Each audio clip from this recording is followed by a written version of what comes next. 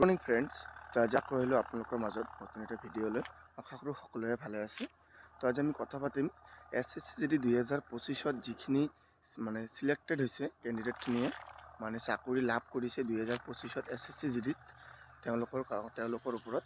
তো আমাৰ ইতিমধ্যে সকলোৱে জইনিং লেটাৰ পোৱা নাই আৰু কিছুমানে পাইছে। তো প্ৰায় 60% মান পাই গৈছে, হয় মেলত পাইছে আৰু কিছুমানে বাই পোষ্টত পাইছে। তো আপোনালোকে যোনে এতিয়া পোৱা নাই টেনশ্যন কৰিব নালাগে, 2 দিনৰ ভিতৰতে বাই পোষ্টত পাই যাবা। আৰু ইমেইলত অহাৰ সময় নাই, কাৰণ ইমেইলত মানে যিখিনি দিছিলে আৰু এতিয়া যিখিনিয়ে পোৱা নাই তেওঁলোকে ডাইৰেক্ট বাই পোষ্টত আহিব। আৰু যিসকলে ইমেইলত পাইছে তেওঁলোকৰো বাই পোষ্টত আহিব। মানে বাই পোষ্টত অহাটো 100% গেৰাণ্টি, কিন্তু ইমেইলতটো বাদ দিয়ে। যি হ'ল আৰু ইমেইলতটো বাদ দিয়ে। এতিয়া কথা হ'ল মানে চবৰে ফাৰ্ষ্টত জইনিং কৰিছে আমাৰ CISFৰ 9 তাৰিখ 9 ফেব্ৰুৱাৰী CISFৰ জইনিং আছে। আৰু ছেকেণ্ড জইনিং হ'ল CISFৰে 16 ফেব্ৰুৱাৰী। মানে কিছুমানৰ 9 ফেব্ৰুৱাৰী জইনিং হ'ব আৰু কিছুমানৰ 16 ফেব্ৰুৱাৰী জইনিং হ'ব। আৰু আমাৰ ITBPৰ কথা ক'বলৈ গ'লে 22 ফেব্ৰুৱাৰী, আৰু আমাৰ CRPFৰ কথা ক'বলৈ গ'লে 23 ফেব্ৰুৱাৰী, আৰু SSBৰ কথা ক'বলৈ গ'লে 24 ফেব্ৰুৱাৰী, আৰু আছাম ৰাইফল 25 ফেব্ৰুৱাৰী। আৰু এইবাৰ লাষ্টত দিছে BSF আছে 9 মাৰ্চ। তো সকলোৰে জইনিং ডেট আহি গৈছে। এতিয়া কথা হ'ল CISFৰ কিছুমানৰ জইনিং আছে 9 তাৰিখ, কিন্তু এতিয়ালৈ এপইণ্টমেণ্ট লেটাৰ পোৱা নাই।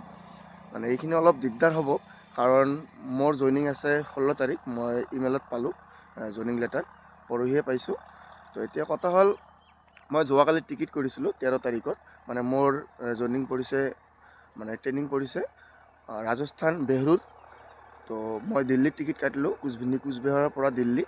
তো 13 তাৰিখত টিকেট কৰিছোঁ, মিলাই মই 27 তাৰিখে টিকেট কৰিছোঁ। মানে জানুৱাৰী 27 তাৰিখে টিকেট কৰিলোঁ, ফেব্ৰুৱাৰীৰ 13 তাৰিখে। কিন্তু এতিয়াই টিকেট এভেইলেবল নাই। মানে কি ক'ম আৰু, মই টিকেট কাটিছোঁ কিন্তু 6টামান 7টামান ৱেইটিং লিষ্টত আছিল, কিন্তু কনফাৰ্ম হ'বনে নাই গম নাপাওঁ। কিন্তু এতিয়া কথা হ'ল যদি 9 তাৰিখত কাৰোবাৰ পৰে এতিয়ালৈ এপইণ্টমেণ্ট লেটাৰ পোৱা নাই, তেনেহ'লে তেওঁ টিকেট কেনেকৈ পাব? এইখিনি অলপ ভাবিব লগা কথা। কিন্তু আমাৰ কথা ক'ত ভাবিব চৰকাৰে। এতিয়া কথা হ'ল হয়তো ফ্লাইটত পাব পাৰা, ফ্লাইটত অলপ দামটো বেছি হ'ব। যেনেকুৱা মই 3rd AC কাটিছিলোঁ আমাৰ ব্ৰহ্মপুত্ৰ মেইলত, 2000 মান গৈছে। কিন্তু এতিয়া কনফাৰ্ম হোৱা নাই, কিন্তু ফ্লাইটত কাটিলে প্ৰায় 6000 মান যাব।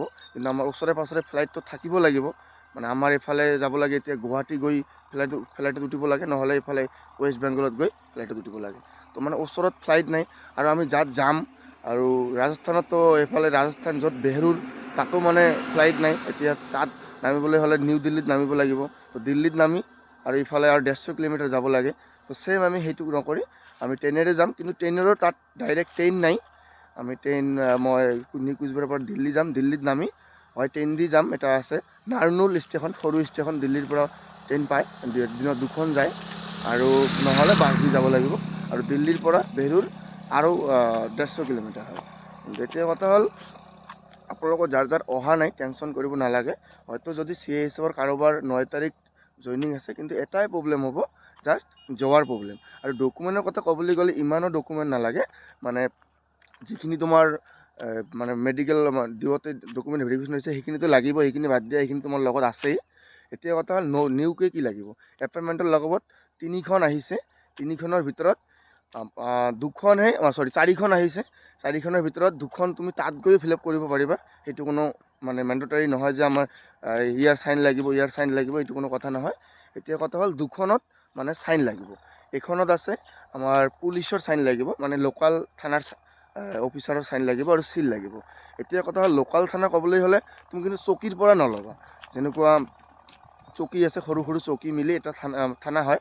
তুমি ডকুমেণ্টত থানা বুলি কি লিখা, যিটো থানা বুলি লিখা সেই অফিচতে গৈ তুমি চিলটো আৰু চাইনটো ল'বা। আৰু এইখনত আছে তোমাৰ কেৰেক্টাৰ চাৰ্টিফিকেট।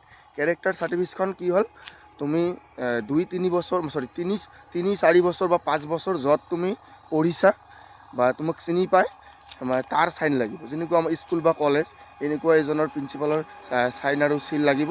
আৰু এইখনক চাই DM বা SDM চাইন কৰিব। মানে এইটো চাইন চাই মানে প্ৰিন্সিপালৰ চাইনটো চাই DM বা SDMে চাইন কৰিব। কাৰণ DM বা SDMে তো আমাৰ ঘৰ চাবলৈ নাহে, কিন্তু য'ত তুমি 4-5 বছৰ পঢ়িছা বা কিবা কৰিছা সেইটো কিন্তু তোমাৰ ঘৰ বা ক'ত ঘৰ সেইটো জানে। সেইকাৰণে ওপৰৰ চাইনটো চাই তলৰ চাইনটো DM বা SDM কৰিব।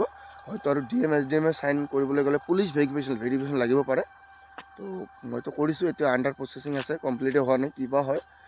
আপোনালোকে টেনশ্যন কৰিব নালাগে, সকলোৱে পাই যাবা জইনিং লেটাৰ। তো সকলোকে শুভেচ্ছা জনালোঁ, সকলোৱে চিলেক্টেড হৈছে।